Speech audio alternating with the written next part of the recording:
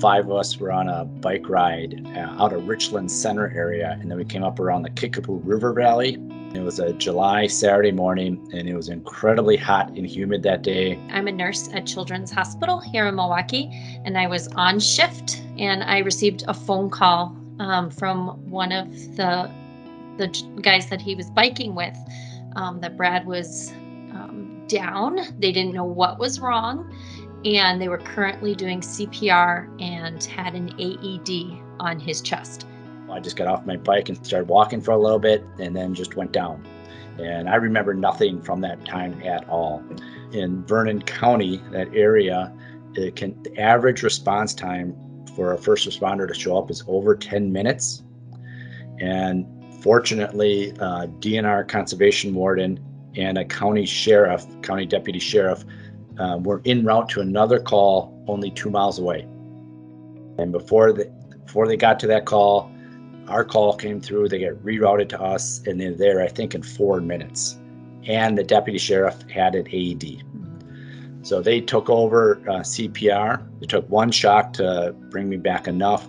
And then within that time, the volunteer EMS started showing up and the volunteer firefighters. I was completely out. They loaded me in the ambulance and took off and started heading west towards La Crosse because they knew I was going to Gundersen. And they did dispatch a second ambulance, and that second ambulance did it's called the ground intercept. They met up with us somewhere on State Highway 33. That crew is a doctor and a nurse in that ambulance and jumped in my ambulance, and now both ambulances headed west they was determined to meet a medic helicopter in Cashton, and Cashton volunteer fire department was notified, and they secured the landing zone, and the helicopter comes in, and then that's how they loaded me up in the helicopter, and within minutes I was at Gundersen.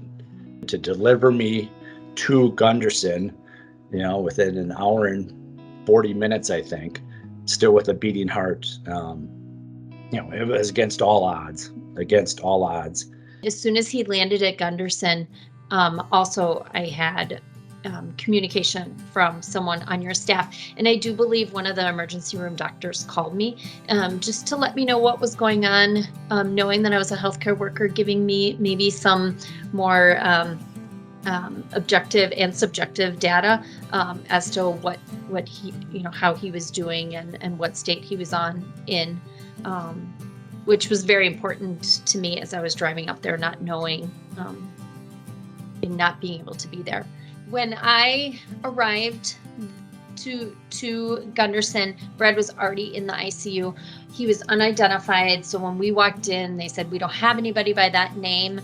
And obviously we were high stress, and that was evident. The person that had greeted us at the welcome station took us right to the emergency room, and they didn't also know who Brad Feltz was because he wasn't identified yet. And then the nurse that had worked with Brad in the emergency room came over right away and said, I took care of your husband, and gathered us up, gave us an update, and then walked us up to the ICU. He didn't have to do that. And it was amazing. It showed a lot of care, and took the time to explain to us what had happened in the emergency room, and to get us all up to date how Brad was doing.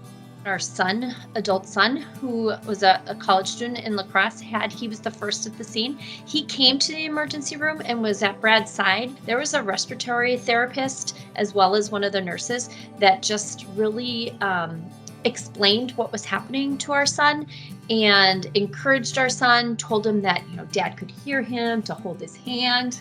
And that really stuck with our son. Not only did the nursing staff and that RT take excellent care of Brad, and in those first moments, critical moments before he moved to the ICU, but they also took care of our whole family by encouraging our son and leading our son and almost like protecting him in a way of just making sure that he understood what was going on. So it's not only great skill that we saw, but it's the compassion that your nursing staff and that RT in particular, and other staff showed us throughout our stay at Gundersen.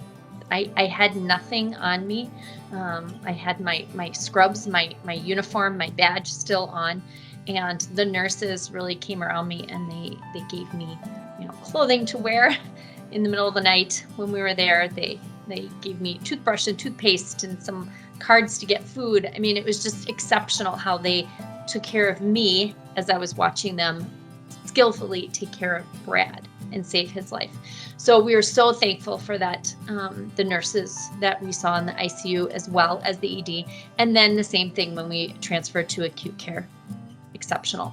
It was not predicted that he was going to have a good outcome. We were prepared for not a good outcome. And so a couple of those nurses, ICU nurses, did reach out and found us, and we're so surprised and so thankful and happy to see how well he was doing. And it made me think, the people before that, other ICU staff, and before that ED staff, they had no idea how the outcome was so great for Brad. And it really is a direct result in the great care that we received. That was fast and excellent. We wanted to make sure that they knew our story all the way back to those volunteers that helped him on the side of the road through our discharge nurses on our acute care floor, and with the ED and the ICU in the middle there.